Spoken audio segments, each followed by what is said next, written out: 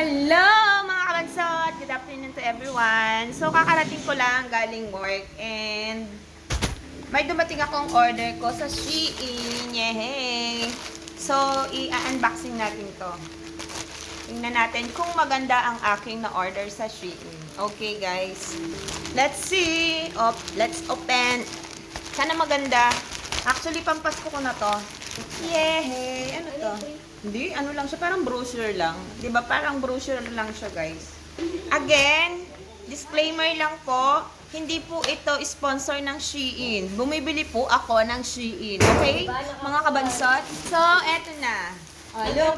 Ano siya? 3 pair, 510 pesos. This one. Wow, ang ganda. Maganda siya sa karakter. Parang feeling ko ano Parang medyo malaki. Pero let's see. Small to.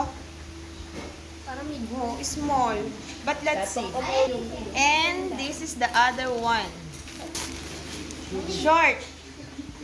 Ayan. Wow! Ang ganda ng short. Ganda. Maganda. And this one. Magkano natin? Ayan, ang ganda. Small siya. Oh my God! Ang ganda.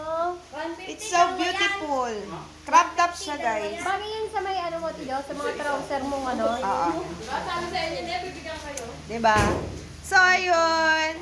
Etong tatlo na to, guys. Nabili ko lang siya ng 510. Yung tatlong peraso. Nakalimutan ko na alam ko ito is 100 plus lang. Ito 100 plus lang. Puro siya crop top. And then ito 300 plus. O 200 plus ito.